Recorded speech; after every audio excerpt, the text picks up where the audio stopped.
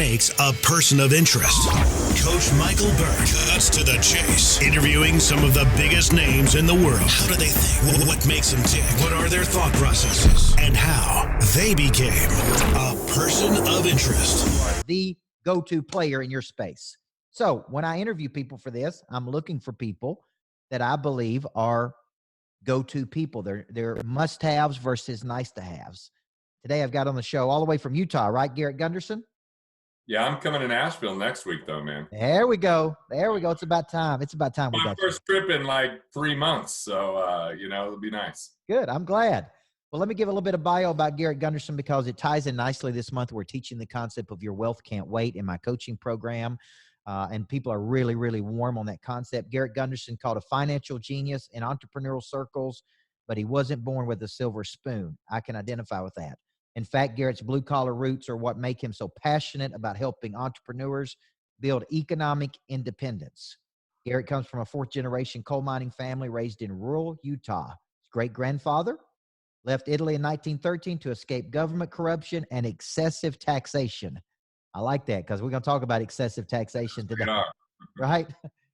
Garrett's approach to personal finance is firmly rooted in his history, his company, The Wealth Factory. You guys know we have the Greatness Factory, so there's a nice tandem there. Helps self-made business owners and entrepreneurs who understand hard work, but who haven't gotten the proper financial tools. Now, this is very important. And one of the things it says in here, I completely agree with. And without proper structures, hard work is like eating soup with a fork. You keep busy, but you stay hungry. Garrett, how you doing today, big guy? I'm doing really well. My wife's birthday today, so it's good. This is gives her some time to relax if I'm doing this kind of stuff, and some time to herself. And yeah, I just think that right now is an important time for people to be hearing the message that you're sharing and that we're going to share today. So let's talk about that, right? Like I'm on a disc profile, high D driver, push. Like when my back's against the wall, my standard MO my whole life has been to work my way out of it, Garrett. I mean, it's to come out swinging. It's to come out fighting. It's to come out and try to, it's going to be a fight, but we're going to find a way to win. That's my mindset. For you, what have you seen from people that you've coached during this period? Because I've seen some amazing things and I've seen some very disappointing things. What have you seen? I've seen on the amazing side, I've seen some of the most amazing innovation, ingenuity, and support and leadership that I mean, it's exciting to see that side. Yes. On the disappointing side, I've seen people get wrapped up in the media, in the sensationalized headlines, in the fear mongering, in the putting themselves in more harm's way with their health because they're so chronically stressed out, and consistently talking about who to blame instead of what they can do. And so I've seen a lot more on the positive side, fortunately. It's pretty cool to see what businesses have done to thrive. I mean, there was no government mandate for them to do it. They did it on their own. Right. They just said, hey, we're going to figure this out. And that innovation has brought about new ways for us to consume value and receive value. Yeah. And I've always said money changes hands when problems are solved. And, innovative people find problems that they can solve with the primary skill. So let's talk about— the bigger the problem, the bigger the payoff. Exactly. So to me, the concept of pivoting to meet the needs of people, during this period, we opened a publishing division of our company that is writing books for people because so many people came to me because of the books that I've written. We've opened marketing divisions of our company that can, transform people's digital assets. I mean, we just keep moving to meet the needs of the people. So let's start off with this concept of wealth. All right. Because like I said, I've been covering this concept in with my coaching program this month. And I didn't think about wealth, Garrett, from 20 to 30. I was a high school basketball coach. I started off making $24,000 a year at my peak when I was the number one coach in the whole state of Tennessee and one of the top 10 coaches in the country. I was making $60,000 a year. I was working 80 to 120 hours a week, every week, right? It was at 31 years old. I didn't know the difference between an asset and a liability. I really didn't. I went and bought a book on how to grow your financial IQ at 31 when I started my coaching business, right? And been fortunate enough to grow a business that's generated millions of dollars of revenue and helped me build some wealth. But I wasn't taught that. From 20 to 30, I wasn't taught what is wealth. So what's your true definition of wealth? I think there's a difference between being rich and being wealthy. Yes. Being rich is you just have a lot of money. Yeah. So yeah, that's being rich. You just have a lot of money. Being wealthy to me is harmony and depth in 5 areas. Yep. Our money is one of them. Yep. Our purpose is the other. Yep. Our mindset is next. Our health is next. And then our social well-being, our relationships. So it could be called finance, purpose, mental, physical, and social, right? And it's not that we have balance in those 5 things. It's that we're intentional about those things. Yeah. And that being deliberate creates harmony, where we're just present and accepting what we have, knowing that we might be in flow more in one of those than another at a certain given time. But the reality is, as long as we're the ones designing that, not society, as long as we're not just working ourselves to the point where there isn't rich rewards in how we have quality of life, then we get to kind of choose that on our own terms. So it's 5 tracks strong to be wealthy. You know, when I was teaching it this month, I kind of gave definitions. I'd like to hear your thoughts on my definitions. I'm in the coaching business. You're in the wealth building. Here's what I said. I said financial wealth is all your future days are paid for. Okay, that's just a definition. All your future days are paid for. These are just loose definitions. I said your emotional wealth is when you have removed the emotional tax and toxins from your life, right? So you don't live this anxious, anxiety, stressed out life. That's the number 1 killer of people in the United States, right? Disease, stress from worry. I said time wealth is you could do what you want, when you want, where you want, with whom you want. Okay.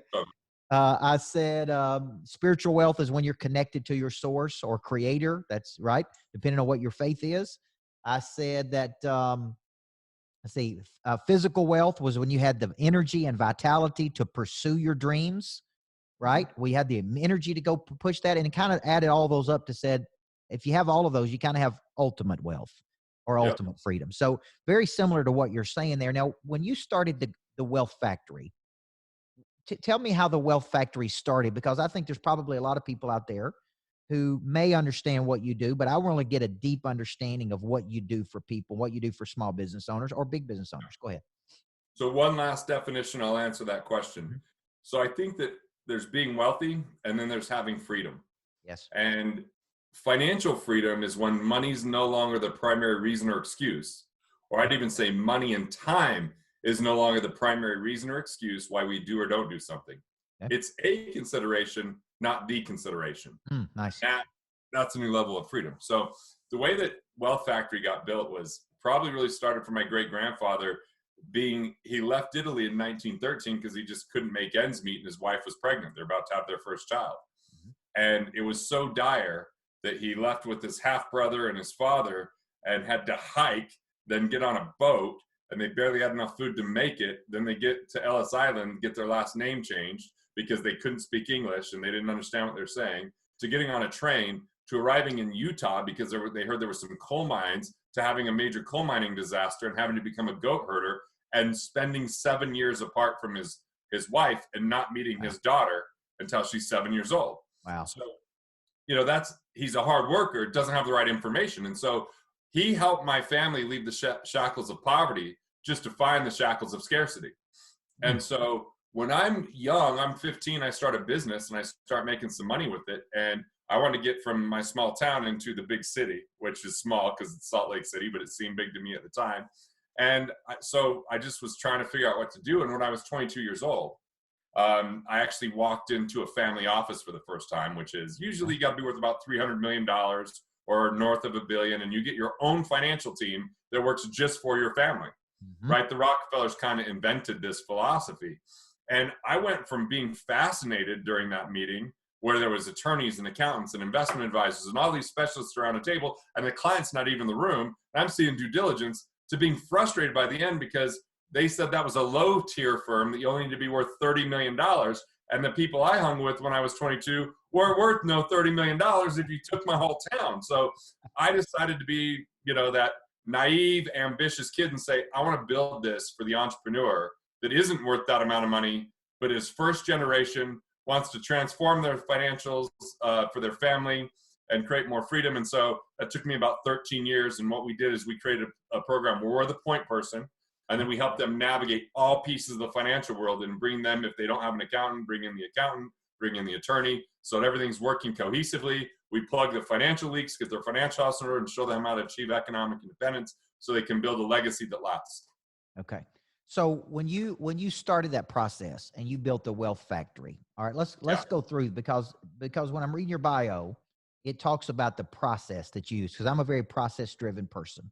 You know, to me, to build a business, you need boom, boom, boom, boom, boom. And there's missing structures typically in most businesses, which is why they don't drive enough revenue and why they don't have enough money to build the wealth, right? So let's talk a little bit about that process, that where you recover leaking money that's rightfully yours, right? And walk me through the wealth factory process.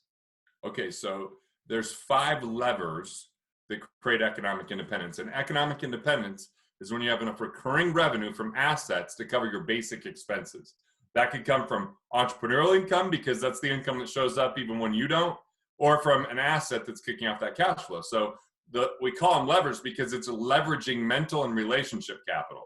So it doesn't mean you have to leverage money, and it just means it uses framework, and you can get there in 3 to 10 years. Now, 10 years is a really slow track, but realize most people don't get financially or economically independent in 30 years. At age 65, 95% of Americans are not economically independent. So the first lever is to recover cash. We do that through 4 main I's. The IRS, which we used to feel that 93% of business owners tip the government.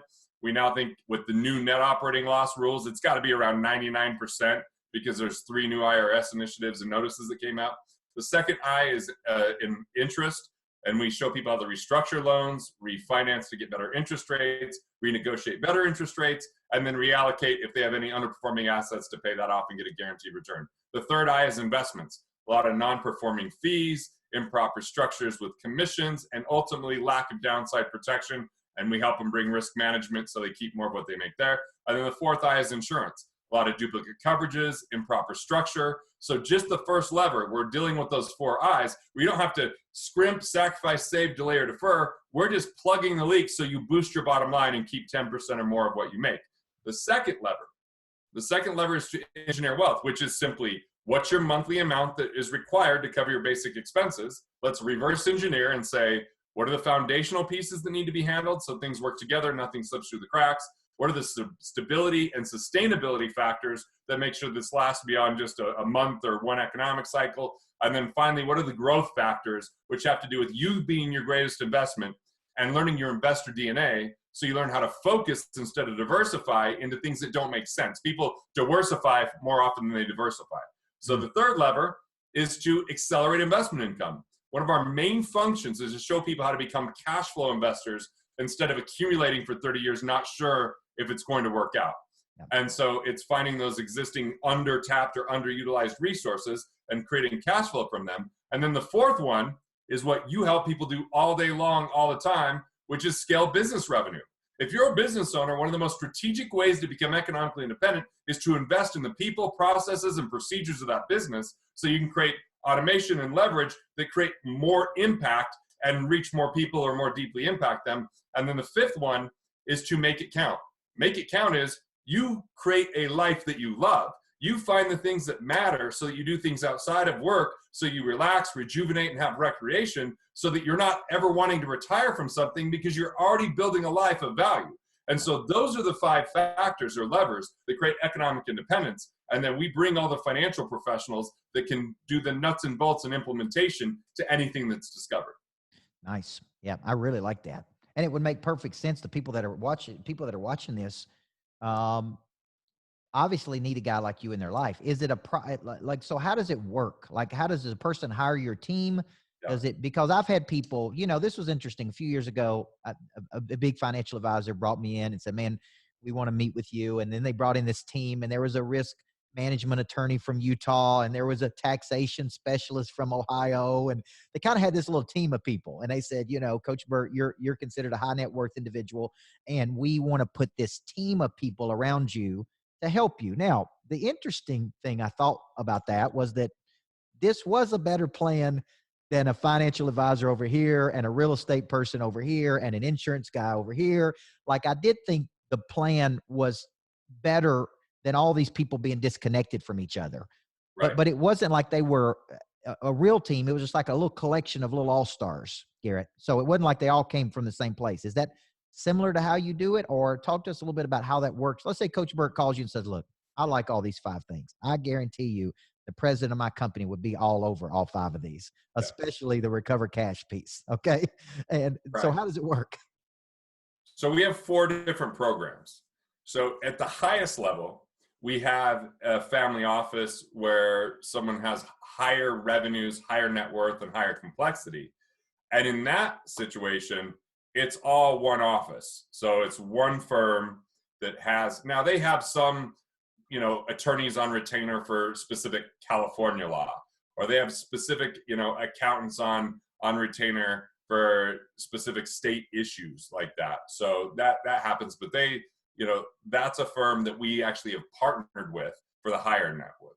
The ones that we do internally, we have the 3 main programs are one for those people just starting out and they just need to get the basics handled, that I group coach them. And that's, inexpensive, but helping them kind of boost up. The second one is wealth architecture. And that's a hybrid. They get some one-on-one support and then they get this network, but that network is firms that do communicate with each other, but they're separate firms. So the accounting firm is not the same as the legal firm a lot of times, but they know each other because we brought them together and we do regular training with them, right? And there's investment advisors and those types of things. And then our other program, you get the partners of those firms. So you get 100% one-on-one access, no group, and then all of the partners that own those firms. So yes, we have it where it's kind of a little bit of an all-star team, but they're not all one firm under the same roof. Unless you're at the higher level, then it's all under one roof. Gotcha. Good. So that's how people partner with you. And then you do workshops, retreats, seminars. So people come to you. Do you have a place you do them at there in Utah? Or you go around the country? You and I have talked about doing one at some point in the future. And then people come and they learn these tactics and strategies. So let's go back to the recover cash piece. Yeah. How much do you typically find when you go through the IRS, the interest, the investments, the insurance? Is it typically 10 to 20% that they could be adding back to the bottom line?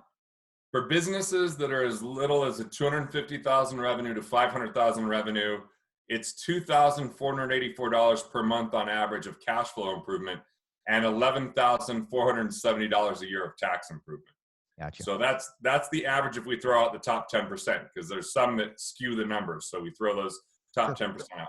For those people that are around $500,000, right, up to $1 million, it's more like $4,117 per month of improved cash flow. And they're going to get about double the tax benefit of the others. So those numbers kind of continue to climb as things go up. And what we find is tax exponentially climbs, and cash flow improvement kind of stays steady. Okay. So, but yeah, we're talking, on the low end, we're talking in the $30,000 a year, which is 10% absolutely of the revenue. That's of revenue, not of net income. That's revenue numbers. Right. Yeah. Good. Nice. All right. Let's talk about an engineering wealth formula, because it appears to me that, most small businesses, I think the stats say 96% of small businesses will never break $1 million of revenue, right? They'll never get to $1 million of revenue. I've heard the exact same stats. Yep. Okay. So in essence, most of them don't have any excess cash at the end of the month. When I wrote the book Single Digit Millionaire, it was really how I built a primary skill coaching as a women's basketball coach for a decade, and then figured out one day, really by accident, Garrett, that I could take that skill over to the corporate America and they would compensate me much higher than they would coaching that high school basketball team. Same skill, just modified some for corporate America, and I could make a lot more money. Well, then I woke up one day and through a few years, and then I had $100,000 of cash in my bank account. And then I woke up and had $200,000. And then I had $500,000. And I'm like, what should I do with this money? Right? I went from being a high school basketball coach, and now I got $500,000 of cash, and I don't really even know what to do with it.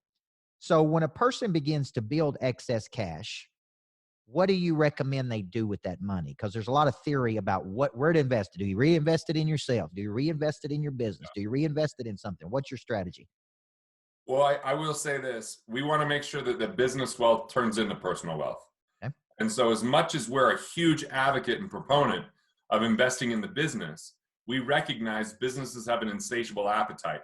And if left unchecked, we'll find ways to consume all dollars that are fed to it. So we have a simple linear structure, which starts with anytime you take business income and pay yourself, we want it to go into two different accounts: your personal checking account and a wealth capture account. A wealth capture account is a checking, savings, money market that's not commingled with your personal funds, so you can build your peace of mind fund. A peace of mind fund is when you have at least 6 months of your personal expenses set aside into cash. Do not invest your capital outside of your business until you've got 6 months of liquidity on the personal expense side. That's kind of a minimum too, but the way that we get there is, once again, if we help save on tax, save on interest, save on insurance costs, that helps get that. It's not that you have to scrimp and budget. It's just you have to automatically pay yourself first. And Richest Man in Babylon in the 1920s wrote that concept, and it's still true today as much as ever. And I think it's the closest thing we have to something mystical or magical in the world of finance, because if you're willing to pay yourself first, you're not going to have to lower your lifestyle. The rest will be there. You just have to do it. And so once we do that, I get that it's not getting a high rate of return. So what we do is, once you've got at least 3 months set aside, then we actually move it into a heavily overfunded cash value policy that's protected. We want minimum guaranteed interest rate. We don't want to be predicated upon what the market does. And it needs to have 60, 70% of cash in it at the end of the year one. And by year 5, it better be past break even. But then after that, you're going to get about 400% to 800% higher interest in that than you would in a savings account with no taxation. So that becomes your middle term strategy, where now you've got this cash. It's protected from liability and bankruptcy. It's protected from stock market, but you can access it before 59 and a half. So what we want people to do is get massive amounts of liquidity and cash. Go ahead and invest in the people, processes, and procedures of your business. But you always want to be making sure that you're saving 15% off the top of your personal income to go into the system. The reason for 15% is we need 3% to handle inflation, and that's low, especially when we're adding trillions of dollars of money supply right now. 3% for taxes, because taxes were above 50% from 1944 to 1981. How are we going to pay for all this money supply? Probably through taxes. So you have to be able to handle that. 3% for planned obsolescence. Things break down, we have to replace them. 3% for technological change. We're going to advance. You need to keep up with it. And 3% for propensity to consume, which means a luxury once enjoyed becomes a necessity. So that's our 15%.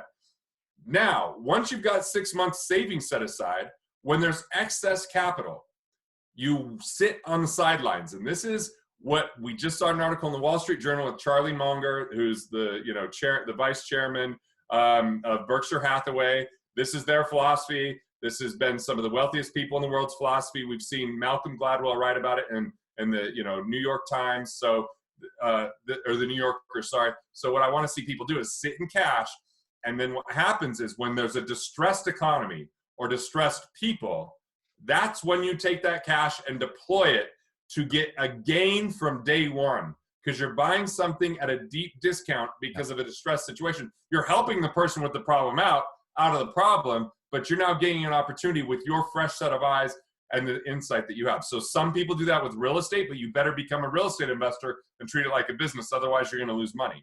Some people do it buying private businesses that complement their own business. Other people do it through creating intellectual property. And so really, I'm not much of an advocate for the stock market because it's become more of a gambling structure for most people rather than an investment structure. I want something where they relate to it a little bit more, they protect their downside a little bit better, and that they're going to cash flow. Most of the stock market investments don't cash flow. Therefore, they don't meet our model criteria for economic independence. Gotcha. So when you're saying cash flow, when you're saying put this money into a structure, it's a strategy and a product, I'm assuming, right? Is it an insurance product? The insurance product will be a place to store it. Okay. But then you deploy it like in buying a business, or you deploy it in buying some real estate, or you deploy it in building out an intellectual property. Like you've got a lot of intellectual property. Yep. And that intellectual property is paying you when you're sleeping sometimes. Right. That intellectual property can live even when you're on a trip. And I think that we're going to see more of a rise of intellectual property because of COVID-19 and quarantines than we've ever seen before, because more people are cooking now than they cooked before. More people are fixing things themselves than they were. Like, we're going to see intellectual property have, I think, an explosion out of this in a positive way. And a lot of people should really consider that as a potential investment. So let's talk about downfalls and mistakes. I've been taking notes here on things. And I think going back to what you said about your grandfather. Yeah. We can work and work and work. And if we don't have the right strategy, we're busy, but we're not effective. We don't know really what we're doing, which is why people need coaches in their life. Is that a good coach, like you're a financial coach and strategist, you speed up the process, you accelerate, you've got a structure. So let's talk about some of the biggest mistakes. Business Okay. owner like me, got a talent, got a skill, get compensated for that skill. And we do it through speaking, coaching, training, books, whatever, intellectual property, right? I also own real estate. One of the biggest challenges, though, in the real estate that I've owned is I own high-end luxury short-term rental real estate, which when it's going good, rents for 10 to 14,000 a week. It's got a nice cash flow to it. When there's a COVID virus, everybody wants a refund. So thank goodness I got a diversification, or I'd really be screwed. So let's talk about the mistakes that people make when they start generating some money. Well, speaking of diversification, we'll talk. I'm just going to give you a several list of mistakes, and we can pick which ones to dive into. Premature diversification is a mistake, where people get spread too thin. They don't pay enough attention to one thing to make it a stream or flow or river that's barely a creek, and then they're off to the next thing. And that neglect, they can't keep up with everything that's going on. Yep. So that would be a mistake. The second is like thinking that every time we put our money into something, we call it an investment. There was a time where I had hard money lending funds that I did. I had over 100 real estate properties. I did oil and gas. I did 2 IPOs. And what happened was that started to consume so much of me that I wasn't focused on my own business. I was focused on my investments, and those were mostly painful distractions at times and never inspiring. And so I feel like a lot of people don't build their businesses up enough. Another major mistake is people don't have enough cash on hand. They get too antsy and they deploy it too quickly, and therefore they don't have staying power. And when they don't have staying power, then they got to worry about payroll sometimes. Or I feel like sometimes we have too optimistic of expectations for our finances. A really amazing month in business, or let's say, someone gets high-end luxury rentals, they're like 14 grand for a week, I'm going to crush it. But like, if we're not prepared and have liquidity, then when a COVID-19 hits, it can decimate people. So I think people over leverage without the knowledge. They don't have enough team that surrounds them with expertise. They get too cheap and they try to minimize expense versus maximize value. That's another massive mistake. They don't have realistic, hard conversations that are required, and therefore they don't help be a leader for their team or even get rid of people that don't belong in the culture because they're trying to be people pleasers. Like, there's so many mistakes that people make, but around their finances, there's one major mistake: a lack of personal responsibility. People just don't have the courage to face their finances sometimes, and they want to be passive about it. But a lot of times that means that it passes them by an opportunity. And unfortunately, they lock their money away into retirement plans before they build liquidity. They take far too much risk on things they have no control over, and then they get frustrated when it doesn't work out. And ultimately, what it comes down to is there is no freedom without personal responsibility, and we've got to learn how to handle our finances. And when we spread ourselves too thin, we get involved in things that don't make sense. We chase it because we hear about it from someone else versus knowing what our plan is. Then we get into trouble. But there's no bigger mistake than scarcity.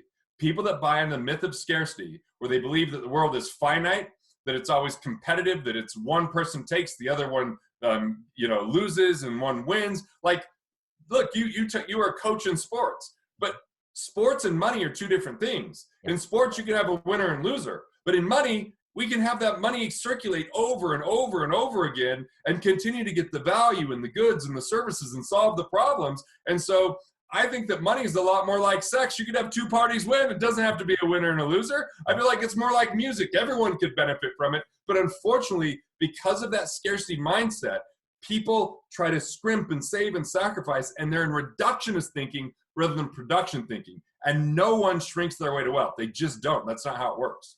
Yeah. And there, obviously I live outside of Nashville, and there's so many theories. When I began my business, I had all these books, right, on wealth, and all these people had written different books. And I was coaching financial advisors one day, and I brought all those books. It was like this thick, all the books people give me. And I said, well, this is what Dave Ramsey says. And I threw that one in the floor. And this is what Robert Kiyosaki says, and this is what Susie Orman says, and this is what David Bach says, and this is what so-and-so. And I went through the whole list of things, and I said, here's what this ends up equaling: confusion.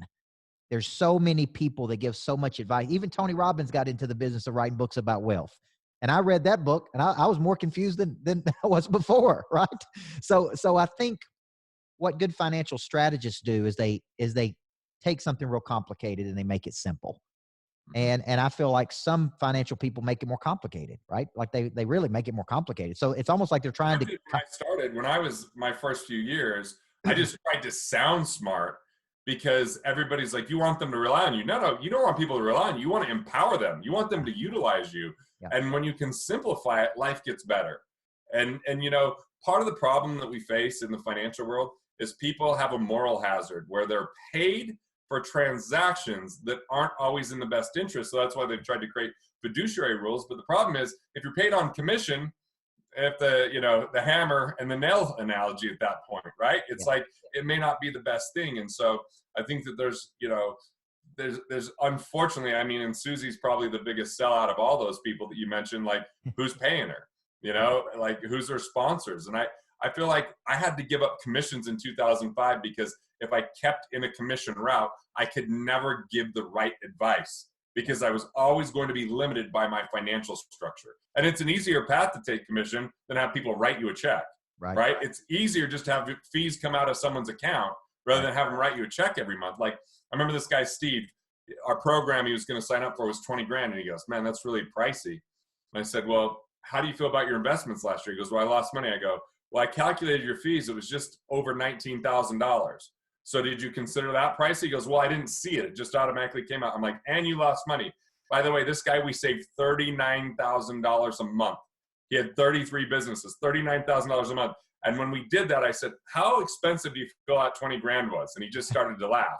But that's the problem is, we just don't think about it enough. We just set it aside and forget it. Well, let's come back. I got time for just a few more, but I want to come back to something you said just a minute ago that I thought was really good. And this has been very valuable. A luxury once enjoyed becomes a necessity. Now, this is big, okay? Because I got this jet that I fly around the country on, right? And I've flown millions of miles on Southwest and on Delta and on United or whatever, right? And so a couple of years ago, at the end of the year, I had an accountant that said, you need to spend some money, right? You need to go buy something. And I'm like, well, I'm going to go buy a jet. And that can help me get from place to place and come home. And then we rent the jet when we're not using it. Me and one other person own it. It's in a fleet. When I don't use it, we rent it. It pays for the insurance and the hangar. And I basically pay for the usage of it and the pilots, that kind of thing. But that would, to some people, be considered a luxury, right? Like something that I see it as a way to go and come home to my daughter and my wife. You see it as the best way to manage time. I see it as a time machine at the end of the day. And when people travel with me, people that were critical of me for doing that, when they travel with me, they're like, oh, I see how you can go from here to there and come home and see your family. And I'm like, this is a normal work day for me. Like, this is normal to me. I get on the plane, I fly somewhere, I speak, I coach, I do a workshop, and I come home and I eat dinner with my family, where it used to be go 2 days ahead, spend the night in hotels. What's the real cost, emotional tax when you do that 100 times a year or 150 times a year, and you don't see your family and you don't see your kids and you don't see anything? So when you think about this concept of a luxury once enjoyed becomes a necessity, tell me if I'm right or wrong about this. I believe if I can take a liability and turn it into an asset, convert it to an asset where it buys time, energy, money. And one of the biggest assets it became for me is a selling tool, because I take somebody on that thing with me one time, they're in for the coaching. They're like, so to me, it's not a liability, it's an asset, but maybe I'm skewed in the way I'm looking at it. So there's 4 types of expenses out there. Okay. Destructive expenses lead to borrowing for consumption or things we don't utilize, right? They lead us away from wealth. Lifestyle expenses, things we just enjoy. It's value-based spending. I like it. I want it. I buy it, but I pay cash for it. Protective expenses. Protective expenses are liquidity, insurance, asset protection, mindset protect, right? Education, the protection mindset. The 4th type of expense is a productive expense. So if we put in $1 and more than $1 comes out, then it's productive.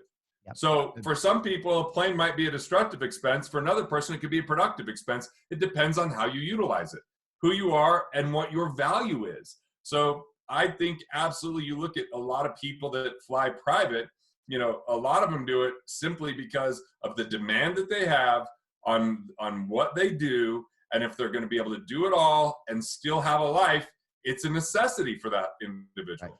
For another person that might speak 4 times a year and doesn't travel much, probably just an ego boost at that point. Yeah, sure. Yeah, absolutely. All right, let's finish with this one because I've really enjoyed this. And you and I feel like are going to do a lot of things together. I know we're connected by our buddies, Steve Carlos and those guys in New York City. They're helping me with a new book that I'm working on right now. And but I think you got a real deep knowledge base, and I can tell that you're really an expert at what you do. What do you love the most? Because you have a deep conviction, obviously, based on your past and your story. You've had a revelation. You got a deep conviction. You now taking action. Out of everything you do, what do you enjoy the most right now?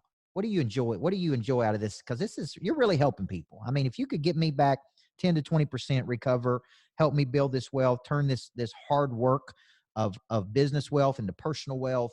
I mean, you're really helping people do things in the world, and I admire that. What do you love doing the most? If my great grandfather would have had what I taught, we would have had a different family. He would have had a different life. Yeah. And so when I think about the impact that makes, it really is profound. And so just before we got on this, Facebook Live or recording, I was talking to one of my clients because one of our other clients had a massive heart attack on Friday and died, and they're business partners. And he's trying to help his wife through a couple of things. And he goes, I got to tell you, I've never had more peace of mind about what I've done financially. He goes, we're prepared. If COVID lasts for years and we shut down our business, we've got the liquidity. So I'm talking to someone that has a completely different mindset because of the work that we did together. Or the fact that I had another client 2 weeks ago that her mother died of a stroke and she was a mess. And I was able to call her and be so direct with her and move the needle for her to say, you don't have to be stoic in every moment with your kids. You can cry in front of them and they can hug you. They're stronger than you think. And I mean, that has nothing to do with money. It just has to do with people and connection. So our tagline at Wealth Factory is build a life you love. And I get it, we're a financial firm, but to me, this is a love bomb on humanity. If I can help them overcome the obstacle of money, turn it into an asset, and have them really focus on value creation and love of other people, because that's humanity. And I think about how that could really bring us closer together and just, that it's something that I get to build the coolest relationships in the world because of what I do here. You and I know each other because of the value that I can offer with my viewpoint on money. And I just see how much suffering there is around money. But when people can understand it in its right context, life gets immensely better. I mean, think about how many people list money as the reason for divorce, or people list money as the reason for a breakup in a partnership. And it's like, look, it doesn't need to be as complicated as you think it is. And as soon as you understand it, life gets immensely better. And then we can have a conversation about kids and legacy and quality of life. And it's like, I get those ideas from people I work with. They go, oh, that's a great idea. I love that. That's something I want to do with my family. Yeah, absolutely. Well, this has been a fascinating hour, big guy. I appreciate you. I thank you for your wisdom and coaching. And like I said, all of you guys watching us out there on Person of Interest or downloading this on iTunes or Stitcher Radio or Podcast Republic, then Garrett and I are going to be doing some more things together. I love the concept of the Wealth Factory, ties into the Greatness Factory. And I'm so glad we got to do the timing of this. Couldn't be more perfect for the 800 and something people we coach every month to get to see this message about wealth and how to build it. And so, man, you are a person of interest. I appreciate you, and I look forward to doing some big things with you in the future. I look forward to it as well. Thanks for having me. Okay, big guy. Have a great day. Thank you.